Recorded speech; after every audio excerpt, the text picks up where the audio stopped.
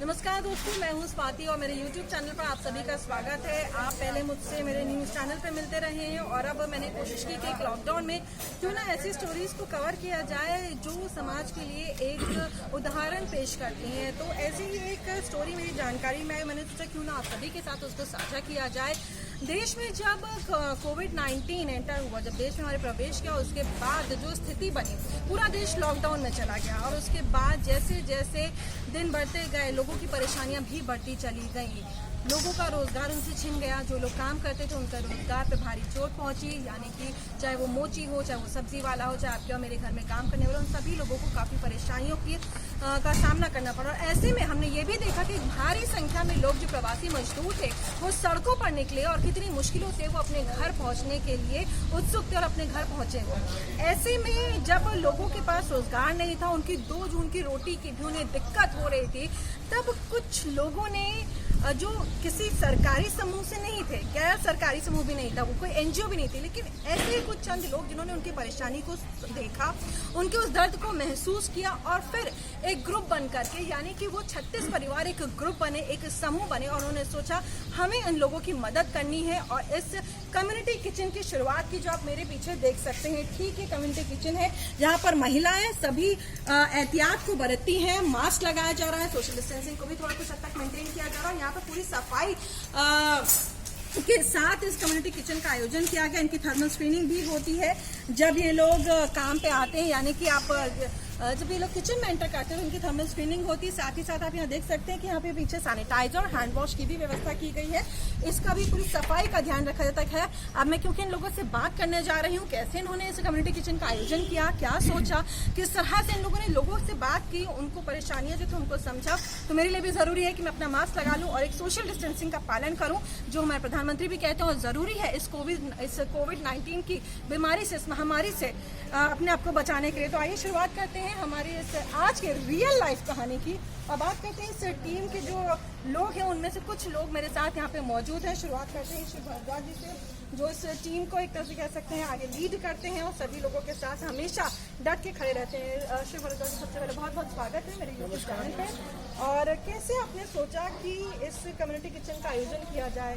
लोग परेशान थे, चारों तरफ दिक्कतें ही दिक्कतें। ऐसे में कैसे आपको लगा कि हमें लोगों की मदद करनी है? जब इतनी भीषण गर्मी है, लोग सोच नहीं सकते कि इस तरीके की किसी किचन का आयोजन किया जाए और मदद की जाए लोगों की। आज से 43 दिन पूर्व नोएडा अथॉरिटी की सीईओ श्रीमती ऋतु माहेश्वरी जी ने एक आगाज़ किया था कि शुरू में 43 दिन पहले कुछ भंडारे भी चल रहे थे। यहाँ पे लोग लंगर सेवा के थ्रू अपनी सेवा दे रहे थे। हम भी उसका पार्ट थे। फीड फॉर हंगर करके एक हमारा ग्रुप था, जिसमें मुझे भाई साहब नवीन गुप्ता जी इन्होंने जोड़ा था। तो फिर डीएम साहब के आदेश के बाद वो सब लंगर बंद कर दिए गए, तो कोरोना केस बढ़ते रहे। फिर उसके बाद सीओ मैडम ने, आपको शायद ज्ञात होगा कि नोएडा में करीब लगभग 12 से 13 किचन स्टार्ट की और उसमें हमारी जो किचन हमारे एरिया की जो आती है वो सोरखा में लगती है और एक बंगेल में लगती है। हमारे यहाँ से जो रोटियाँ जाती है वो सोरखा में जाती थी, आज भी जा रही हैं। तो मैडम ने बताया कि सब्जी वगैरह जितनी भी हैं, चावल दाल, सब लोग वो खुद बनाते हैं। रोटियों का उन्होंने एक आगाज़ किया। हमारे जो वर्क सर्कल 6 के जो इंचार्ज हैं श्री मुकेश कुमार वैश्य जी, उनसे मेरी बात हुई। उन्होंने भी वो हर सोसाइटी से रोटी संग्रहण का कार्यक्रम का शुभारंभ किया। तो सबसे पहले हमारे घर घर से रोटियां अब भी आ रही हैं, पहले भी आ रही थी। तो जब घर घर से रोटियां आनी शुरू हुई तो हमारी सोसाइटी में सबके घरों से संग्रहण हुआ। टीम ने काम किया उसके ऊपर, शुरुआत हुई यहाँ से। तो शुरुआत में पहले दिन जब घरों से रोटी आई, 350 पैकेट, 350 रोटियों का संग्रहण वहाँ से स्टार्ट हुआ। विंडसर कोर्ट और हमारा सबसे पहले इस एरिया में ये कार्यक्रम स्टार्ट हुआ, वहाँ से इस कार्य का आगाज़ हुआ। फिर उसके बाद रोटियों का संग्रहण चलता रहा। कुछ हमारे यहाँ क्रिकेट टीम है 2, उनका भी रेगुलर हमें सहयोग प्राप्त हुआ। गोल्फी 2 परिवार की जो हमारी क्रिकेट टीम है उनका भी हमको सहयोग प्राप्त हुआ। फिर कुछ परिवार थे जिन्होंने इंडिविजुअल रोटियां दी, उन्होंने संग्रहण करके आपस में ग्रुप बना के रोटियां दी। इंडिविजुअल रोटियां तो सब दे ही रहे थे। घर से 4 रोटी का आगाज हमारे यहाँ से हुआ। तो इसके लिए पोस्टर, पंपलेट, प्रचार प्रसार भी सब हुआ और हमारी सोसाइटी ने बढ़ चढ़ के उसमें हिस्सा लिया। फिर धीरे धीरे लोगों के ऑफिस खुले तो रोटियों का संग्रहण कुछ कम हुआ। तो बाहर हमारा भी निकलना हुआ लॉकडाउन के बाद, तो हमने देखा 6-6, 7-7 साल के बच्चे जो मतलब देख के उन्हें रोना आया कि वो लाइन में लगे हुए हैं। हालांकि अथॉरिटी की तरफ से सब इंतजाम थे, पर एक रूल होता है, एक रेगुलेशन होती है कि लाइन में लग के ही सब प्रसाद भी, भोजन भी, जो भी है वो दिया जाता है। तो उन्हें देख के बड़ा अजीब लगा कि क्या फ़ायदा है इस इंसानियत में रहने का। तो फिर उसको देखते हुए रोटियां अंदर से भी आ रही थी, फिर हमने एक किचन का स्टार्ट किया कि रोटियां हमारे यहाँ से और बढ़े। अब किचन का स्टार्ट हुआ तो उसे स्टार्ट करने में कैसे स्टार्ट हो, क्या हो, लॉकडाउन है, आदमी कैसे आएंगे, कैसे क्या होगा। तो मैं आपको बताना चाहूँगा हमारी सोसाइटी के कि जितने भी चूल्हे लगे हुए हैं, जितने भी अखबार आप देख रहे हैं, चकला बेलन तक भी आप देख रहे हैं कि हमने कुछ भी 2-4 चीज़ खरीदनी पड़ी, सब अंदर से हमारा संग्रहण हो गया। और ये सब परिवार के रूप में, हम कभी भी सोसाइटी नहीं बोलते, हमारा बोला जाता है गोल्फी टू परिवार। मैं सोसाइटी बोलने में इसका विश्वास नहीं रखता हूँ। तो ये सब संग्रहण वहाँ से हुआ। उसके बाद 35 धीरे धीरे लोग जुटते गए, सबने विचार किया भाई किचन स्टार्ट करो। ये जितने भी आप महिलाएं देख रहे हैं, पुरुष देख रहे हैं, ये वे लोग हैं जो हम लोगों के घरों में काम करते थे। इन्हें हमने, भगवान ने हमें दिया है, हमने किसी की सैलरी बंद नहीं की। तो इनसे हमने रिक्वेस्ट की कि भाई ये इंसानियत का काम है, कुछ भाई हमारे ज़रूरतमंद भूखे हैं, उनके लिए ऐसे ऐसे किचन स्टार्ट करनी है। ये माताएं बहनें जितने भी भाई खड़े हैं, ये सब आए एक ही आवाज़ पे उन्होंने आना शुरू किया। और इन्हें लाने ले जाने की व्यवस्था हमारी है, मैं स्वयं लेने जाता हूँ, आपको बताऊँ। तो उसके अलावा फिर हमने रोटियाँ स्टार्ट की। पहले दिन हमारी जो है 467 रोटी से हमने आरंभ किया। 8 तारीख को हमने किचन का शुभारंभ किया। और आज ये किचन देखते देखते इसमें 36 परिवार जुड़ गए हैं। और परिवार तो सारा गोल्फी टू परिवार अपना ही है। किसी का चकला है, किसी का बेलन है, किसी का अखबार है, किसी का चिमटा है, किसी का सिलेंडर है, तो किसी की चूल्हा है, सबका मिला जुला है। और आज ये किचन आपके सामने है। 31 तारीख तक का अभी लॉकडाउन है। 31 तारीख को हम ये मान के चल रहे हैं शायद किचन लास्ट हो जाए वहाँ से, अथॉरिटी की तरफ से भी, क्योंकि काम शुरू होने वाला है, अथॉरिटी के भी काम शुरू होना है। तो हमारा ये कार्यक्रम है कि हम 31 तारीख को कम से कम 5 से 6 हज़ार रोटी 31 तारीख को हम देंगे। ये किचन हमारा 1 बजे स्टार्ट होता है रेगुलरली रोज। और इन महिलाओं के लिए भोजन की भी व्यवस्था है हमारे यहाँ। ये अपने घर का सारा भोजन, जो आदमी 7 घंटे यहाँ काम करेगा 1 बजे से 7 बजे तक, तो भोजन बनाने की हिम्मत नहीं रहती, तो उनकी सब्जी रोटी सब इंतजाम हमने सबने मिलकर किया है। क्योंकि अपने जैसा दूसरे का भी व्यवहार समझना चाहिए, तो मेरा ये मानना है। और हमारा ये मानना है कि 30 और 31 तारीख को हम कम से कम 5 से 6 हज़ार रोटियाँ हम यहाँ पे इस किचन के द्वारा देंगे। और अंदर से जो हमारे परिवारों से आ रही है तो आए, ये तो हमें भगवान की कृपा है, हम कुछ नहीं कर सकते, इंसान है, इंसान कुछ नहीं कर सकता। एक आपने भजन सुना होगा, मैं अपनी वाणी को विराम देते हुए 1-2 लाइन पंक्तियाँ मैं आपके सामने शेयर करूँगा। मेरा आपकी कृपा से सब काम हो रहा है, करते हो तुम कन्हैया, नाम मेरा हो रहा है। हम कुछ नहीं कर सकते, सब ईश्वर की कृपा है। इसी के साथ मैं अपनी वाणी को विराम दूंगा। धन्यवाद, बहुत बहुत आभार आपका। तो ईश्वर चाहे तो सब कुछ हो सकता है, ऐसा कहना है। लेकिन वो कहते हैं ना कि जब समस्या हो, जब चारों तरफ तकलीफें हो, तो ऐसे में ईश्वर के दूत बन के ये लोग उतरे हैं, ये लोग सामने आए हैं ईश्वर के दूत बन करके। और ये स्कीम के कुछ लोग हैं जो सामने लगे रहते हैं लगातार। मैं खुद भी इनको देखती हूँ, निरंतर इन लोगों ने जो प्रयास किए हैं और जो हिम्मत दिखाई आगे बढ़ करके सोसाइटी के जो अथॉरिटी, नोएडा अथॉरिटी, उनकी तो मदद करी। साथ में इन्होंने ये समझा कि इस चीज़ को समझा। कई लोग ऐसे भीषण गर्मी है, कौन उतरे नीचे, कौन आकर के सड़कों पर उतरे, मेहनत करे, लोगों को लाए ले जाए।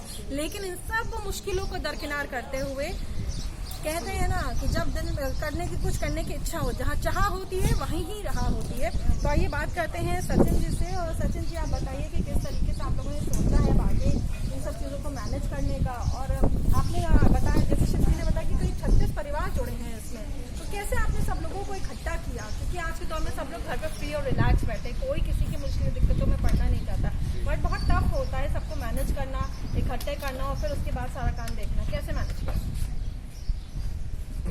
तो सबसे पहले आपका बहुत बहुत शुक्रिया इस अच्छे कार्य को स्थान देने के लिए, इसके बारे में चर्चा करने के लिए। तो जैसा कि शिव जी ने बताया कि हमारा जो गोल्फी टू परिवार है, ये हमेशा से इन सारी चीज़ों के लिए, जो सामाजिक कार्य के लिए हमेशा से प्रतिबद्ध रहा। तो आप कभी भी देखेंगे, मैं पिछले 4 साल से 4-4.5 साल से यहाँ रह रहा हूँ, और इस तरह की जो भी समस्याएं कभी भी आती है, एक एज ए टीम बन के ये लोग बहुत हर एक काम में आगे आए। इसीलिए यहाँ भी देखा कि लगभग 35-40 दिन पहले एक समस्या निकल के आई थी कि जैसे लॉकडाउन शुरू हुआ तो यहाँ मजबूर थे और भी काफ़ी लोग भोजन नहीं मिल पाते। अथॉरिटी से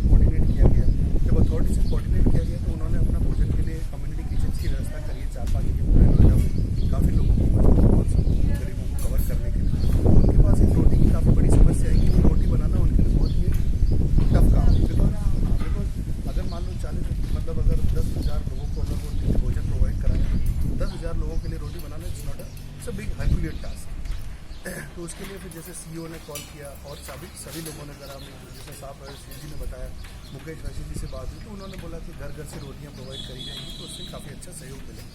लेकिन इस चीज़ में निरंतरता की बहुत ज़रूरत है। आज किसी ने दे दी, अगर अवेलेबल है, कल नहीं दे पा रहे, तो इसे निरंतरता को ध्यान में रखते हुए हमने क्या किया, एक जो भी हमारे हम जो 36 टीममेट्स इस पर जुड़े हुए हैं, कहीं से तो आइडिया आपस में बैठ के थोड़ी ब्रेनस्टॉर्मिंग करी, आइडिया जनरेट किया और फिर लगभग 36 लोगों ने मिलकर करा कि क्यों ना हम एक ऐसी कम्युनिटी किचन की शुरुआत हम अपने सोसाइटी में करें कि जिससे निरंतरता एक नंबर निकल के आए कि यार 2500 से 3000 रोटियाँ हमको नित्य प्रतिदिन इनको सहयोग में देनी ही है।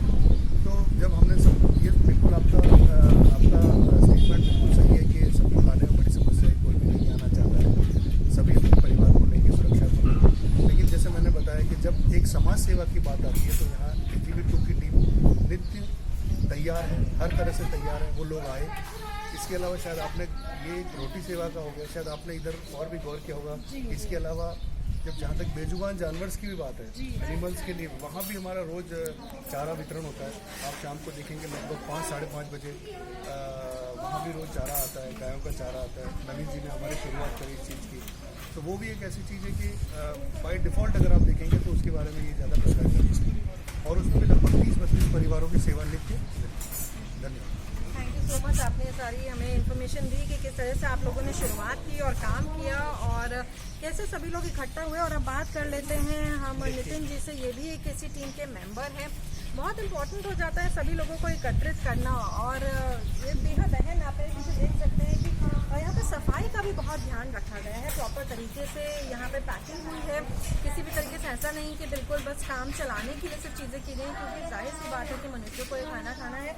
हाइजीन का ध्यान रखा गया है, प्रॉपर एक कंटेनर बनाया गया है, ये एक बड़ा एक भगोना टाइप का आप इसको कह सकते हैं। यहाँ पे आटा मारा जा रहा है, इन्होंने भी मास्क लगाया हुआ है। साथ ही यहाँ पे आप देख सकते हैं कि रोटियों को भी प्रॉपरली रैप किया गया है। साथ ही मेरे साथ आप इसी टीम के पहुँच सकते हैं नितिन जी, उनसे भी बात कर लेती हूँ। नितिन जी, कैसे प्रॉपर मैनेज होता है? आप लोगों ने बताया कि आप लोग ना केवल इंसानों के लिए बल्कि जो जानवर हैं, जो पशु हैं, उनके लिए, जीव जंतुओं के लिए मैंने देखा कि आप लोगों ने पानी भी अरेंज करके रखा हुआ है। कैसे मैनेज हुआ है, कैसे कैसे? सबसे पहले तो आपका बहुत बहुत धन्यवाद जो आप हमारे इस किचन को अपने चैनल के ज़रिए कवर कर रहे हैं। और एक्चुअली हम लोग ने जब शुरू किया था तो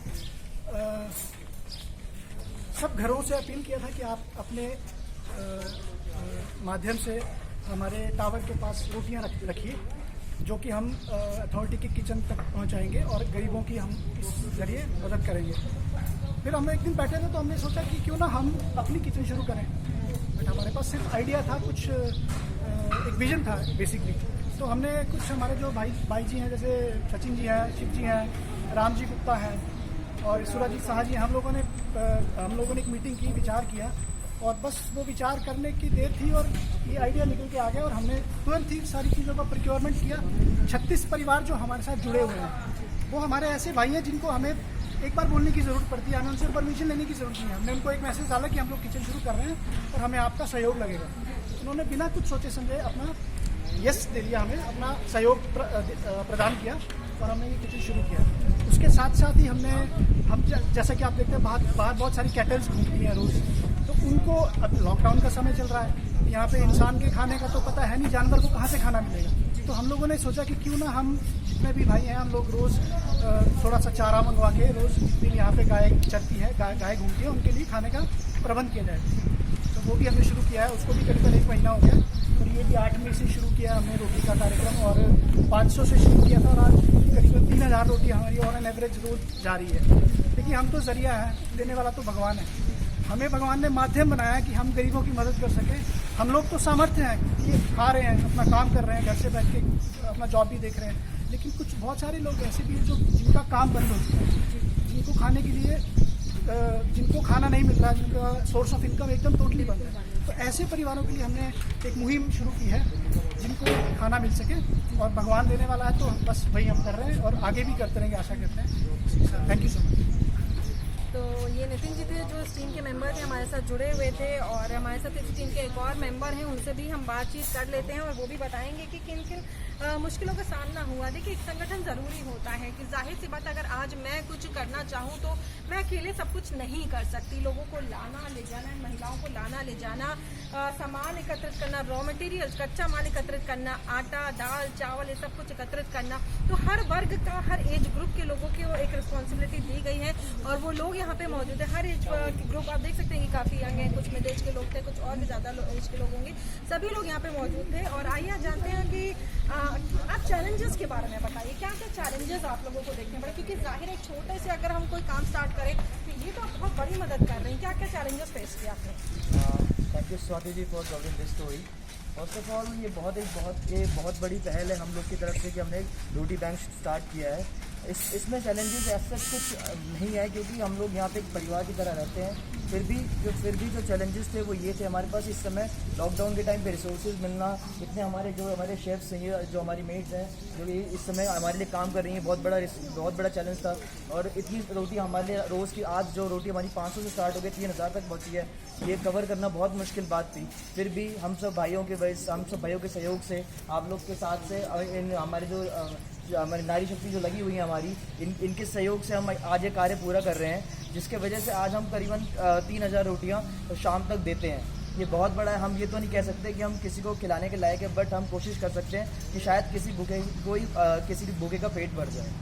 तो हमारे साथ यही चैलेंजेस, बाकी सब एक परिवार की तरह है यहाँ पे, और सब बहुत अच्छे से यहाँ पे मैनेज होता है।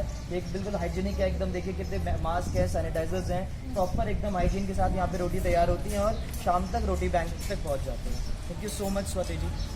थैंक यू सो मच आप सभी का, अपनी इस पूरी टीम को बहुत बहुत बधाई। इतना नेक काम आप लोग कर रहे हैं और जिस तरह से आपने लोगों के बारे में सोचा, जब इतनी गर्मी हो रही है, लोग अपने अपने घरों में बंद हैं, कोई बाहर निकलना नहीं चाहता, लोगों से चाहते हैं कि उनकी मदद करें, लेकिन किसी न किसी वजह से, किसी न किसी परिस्थिति की वजह से नहीं हो पाता है। तो लोगों ने भी यहाँ सहयोग किया है और ना केवल इंसानों के बारे में बल्कि पशुपालन के बारे में, पशुओं के बारे में भी सोचा गया है। और आपको मैं एक बार दिखाना चाहूँगी कि यहाँ पे किस तरीके से अरेंजमेंट किया गया है वीडियोज़ के जरिए। देखिए, ये पैकेज तैयार किए जाते हैं, सिर्फ एक शख्स है जिसमें लगा हुआ है, कोई 2-4 हाथ इसमें इस्तेमाल नहीं किए गए हैं। हाइजीन का पूरा ध्यान रखा गया और जैसे ही इस टब में आटा मारा गया, इसको ढक दिया गया है, क्योंकि जैसे मैं बार बार कह रही हूँ कि हाइजीन का इस वक्त खासतौर पर हमें हाइजीन का और भी ज़्यादा ध्यान देना है। ये साफ डब्बे हैं, इनको मैंने खुद देखा है, ये साफ़ किए गए थे और उसके बाद इन्हें ढका गया है, ये आटा ढका गया है और इसे प्रॉपरली देखिए इन्हें पैक किया गया ताकि अगर कोई बाहर जब इन्हें बांटा जाएगा, इन रोटियों को किसी के भी हाथ लगे तो सीधा रोटियों के संपर्क में ना आए। उनको पेपर्स में लिपटाया गया है, उनको पेपर्स में कवर किया गया है। सिर्फ ये अकेले शख्स हैं जिसको कवर कर रहे हैं, बाकी आप आइए ये देखिए इस डब्बे में पेपर्स। अमूमन हम जो देखते हैं दुकानों पे जो होता है, पेपर ऐसे ही सड़क पे पड़े रहते हैं या दुकान में ऐसे बिखरे रहते हैं, लेकिन नहीं, सिस्टमैटिक तरीके से काम हो रहा है, सिस्टमैटिक तरह से काम हो रहा है। डिब्बों में पेपर को डाला गया है और उसके बाद यहाँ पे देखेंगे चप्पलें वगैरह उतारी गई हैं। यहाँ पे चप्पलें उतार करके मैं भी अंदर प्रवेश करूँगी, क्योंकि जाहिर सी बात है किचन में चाहे मेरा हो चाहे आपका हो, उसका सामान ज़रूरी है और यहाँ पर लोगों के लिए खाना बन रहा है। इतनी गर्मी हो रही है बाहर, जब प्रदेश में पारा 45 के पार पहुँच चुका है, राजस्थान में तो 50 के पार भी होने वाला है, 50 तक पहुँच गया, पार भी हो जाएगा। ऐसे में ये देखिए आप, यहाँ पर इतनी गर्मी में काम करना, कहते हैं ना कि महिलाओं की में ही ये शक्ति हो सकती है, कि महिलाओं की जो शक्ति अपनी दिखा रही है यहाँ पे, देखिए लगातार ये हाथ रुक नहीं रहे, क्योंकि इनके मन में भी कहीं ना कहीं जज्बा है कि हमें लोगों की मदद करनी है। एक टीम जो फाइनेंशियली इनको मदद कर रही है, अपना आइडिया लेकर के आई है, फिर जहाँ पर इन्होंने अपनी स्ट्रेंथ दिखाई है, अपनी शक्ति दिखाई है। मातृशक्ति, महिलाओं की शक्ति हमेशा ही एक सहयोग के रूप में निकल करके सामने आती। तो ये देखिए यहाँ पे सभी लोग बैठे हुए हैं और हाथ जितनी देर से मैं यहाँ पे हूँ रुक नहीं रहे हैं। और ये देखिए लगातार यहाँ पे ये गैस चल रही है, स्टोव्स वगैरह अरेंजमेंट्स की गई, बहुत टफ होगा, यकीन मानिए। कहना आसान होता है कि जल्दी से हमें सब कुछ मिल गया था, लेकिन एक एक चीज़ को इकट्ठे करने में बहुत समय लगता है, लोगों से बात करनी पड़ती है, उनसे संपर्क करना पड़ता है, उन्हें मनाना पड़ता है, अरेंजमेंट्स करनी पड़ती है। आसान नहीं है, क्योंकि मैं खुद जब फील्ड में निकलती हूँ तो देखती हूँ कि चीज़ों को कैसे मैनेज किया जाता है। प्लस यहाँ पे सब्जी, आलू तक यहाँ पे रखे हुए, कच्चा माल सारा रखा हुआ है, प्रॉपर पानी की वहाँ पे तैयारी हो रखी है, गैस धीमे लगे हुए हैं और ऐसा नहीं है कि इन महिलाओं से काम लेकर के इनको फिर इनके घर भेजा जाता है, बल्कि इनके लिए भी तैयारी यहाँ पे की जाती है। वो भी यहाँ पे अपना घर के लिए खाना वगैरह लेके जाती हैं। यहाँ पे सब्जी तैयार हो रही है इस डोंगे में, और यहाँ पे रोटियाँ बन रही है अपने परिवार के लिए भी लेके जाती है। किसी बात करके मदद की तो जाहिर है कि हमें समाज के हर वर्ग का ध्यान रखना है, सबकी मदद करनी है।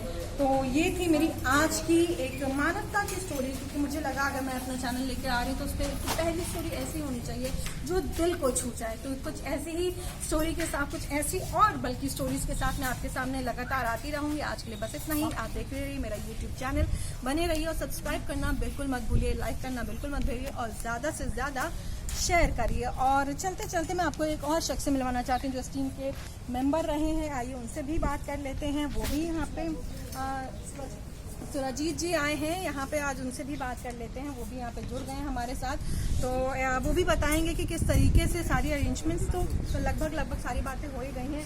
सुरजीत जी बहुत बहुत स्वागत है आपका मेरे यूट्यूब चैनल पर, और आप आए हैं तो आपको कुछ भी चाहूँगी कि किस तरीके से किचन अरेंजमेंट हुई है और आप लोगों को किन किन चीज़ों से दो चार होना पड़ा, इसके बारे में थोड़ी जानकारी दे दें। आपको बताया होगा कि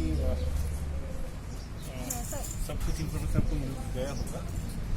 ये हमारा किचन चल रहा है लगभग 20 दिन से चल रहा है, 8 तारीख से ना, तो मतलब 20 दिन हो ही गया।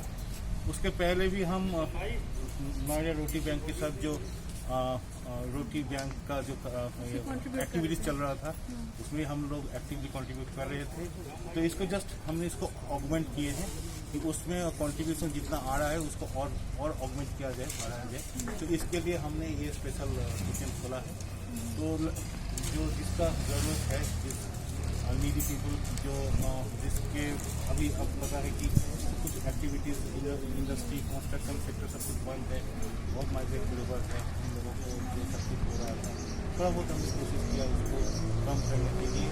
और ये हमारा थोड़ा सा ही कॉन्ट्रीब्यूशन है, और भी कुछ करने के ये नजर था, लेकिन सबके पास कुछ लिमिटेशन होता है, उस लिमिटेशन की वजह से हम कुछ नहीं कर पाए। और देखेंगे फ्यूचर में और क्या क्या काम हम कर सकते हैं, सोसाइटी के लिए अगर कुछ करेंगे। हमारा तो बहुत आपने ऐसा कुछ सोचा आगे प्लान करने का? जैसे बताया जा रहा है कि अथॉरिटी की तरफ से 31 तारीख को ये प्लान सोसाइटी और अथॉरिटी का काम 30-31 तारीख तक बंद हो जाएगा, तो क्या आप लोग आगे एक्सटेंड करेंगे इसकी चीज़? देखिए ये लोग अभी हमने डिसाइड नहीं किया, हम लोग सब एक साथ बैठेंगे। अगर सोसाइटी और अथॉरिटी के एक्चुअली क्या ना एक सप्लाई चेन होता है, क्योंकि हम सप्लाई दे रहे हैं और डिस्ट्रीब्यूट अथॉरिटी कर रहे हैं। अगर उस सप्लाई चेन में ब्रेक आ जाता है तो थोड़ा तकलीफ तो होता ही है। तो उसको मैनेज करने के लिए सप्लाई चेन को रेस्टोर करना पड़ेगा। और ड्यू टू दिस सिचुएशन और उसके बाद क्या है, सबके पास लिमिटेड रिसोर्सेज है, तो सप्लाई तो हम कर पाएंगे, लेकिन डिस्ट्रीब्यूट करना भी एक बड़ा चैलेंज है। तो आइडेंटिफाई करना जरूरी, उसके साथ उसको जाके उसको देना। ये सप्लाई चेन को अगर रेस्टोर कर पाएंगे तो आगे देखेंगे, सब लोग बैठेंगे, ये सब जो हम एक्टिवली यहाँ पर काम करते हैं सब लोग के साथ बैठेंगे। बैठने के बाद अगर लगता है कि कर पाएंगे तो करेंगे, अगर नहीं कर पाएंगे तो फिर देखेंगे कि और क्या करते हैं। Thank you so much sir, आप आए और आपने अपनी बात रखी यहाँ पर। और कैसे कैसे आगे क्या ऑप्शन हो सकते हैं? जाहिर है कि पहले आइडिया को इम्प्लीमेंट कर दिया गया है, आगे और क्या क्या चीज़ें निकल करके सामने आती हैं। शिव भारद्वाज जी बता रहे थे कि यहाँ पे जैसे पशुओं के बारे में भी कुछ आप जानकारी देना चाह रहे थे। ये रोटियों के लिए एक अभियान चला गया था, एक घर 4 रोटी।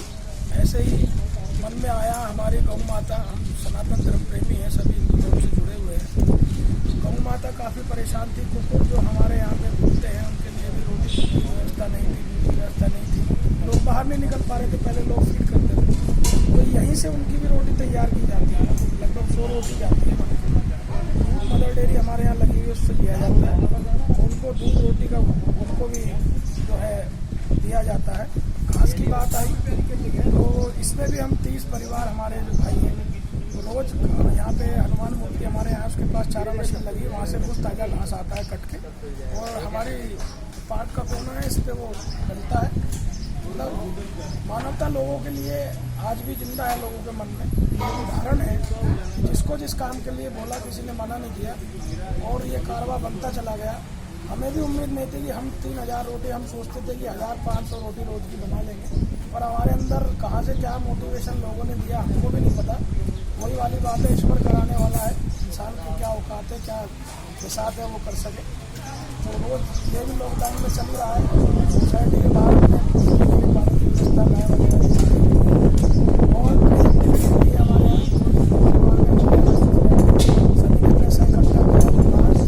हमारे यहाँ पे आज से 10 दिन से लॉकडाउन चला है, सभी लोगों ने उसमें अपना योगदान दिया, परिवारों ने, और उनको चाय बिस्कुट खाना टाइम का नाश्ता भी दिया जाता है। ये गोलफू परिवार सारा मिलकर किया हुआ। एक और हमारे यहाँ एक्टिविटी हुई थी जिसमें लॉकडाउन में कुछ दिनों में जो ये सब बंद हो गई कैटरिंग वगैरह, तो कुछ लोगों ने हमारे यहाँ वो भी किया था।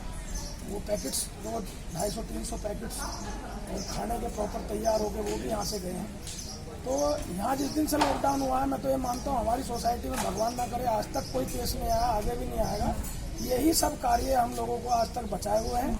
हमारी सोसाइटी पूर्ण रूप में आसपास सब सोसाइटियों में कैसे ईश्वर की कृपा है, हमारी सोसाइटी इन सभी कामों से बची हुई है और आगे भी ईश्वर की कृपा यही बनी रहेगी। सब सुख समृद्धि के साथ अपने परिवारों के साथ रहेंगे।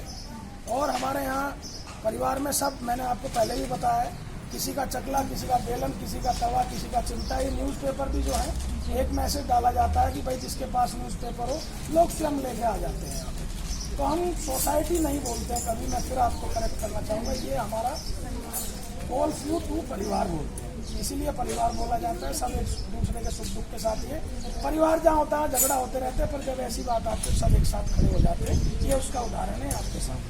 बहुत बहुत धन्यवाद, आपने पूरा सहयोग किया मुझे ये कवर करने के लिए कि कैसे आप लोग काम कर रहे हैं। बेहद उम्दा काम है इस मुश्किल की घड़ी में, जब चारों तरफ हाहाकार है और ना केवल हमारे देश में ही बल्कि पूरे विश्व में लोग इससे परेशान हैं, लोग आपस में एक दूसरे की मदद करें। लेकिन भारत की संस्कृति ऐसी है कि जब भी मुश्किल सामने आती है सब एकत्रित हो जाते हैं, एक दूसरे की मदद करने के लिए हाथ बढ़ाते हैं और उसका जीता जागता एग्जाम्पल, आप जीता जागता उदाहरण आप मेरे सामने देख सकते हैं। तो आज के लिए बस इतना ही, लेकिन आप मेरे चैनल को सब्सक्राइब करना बिल्कुल मत भूलिएगा, इस स्टोरी को शेयर करना बिल्कुल मत भूलिएगा। और अगर आपको मेरी ये स्टोरी, ये मानवता वाली स्टोरी पसंद आई हो तो थम्स अप जरूर करिएगा।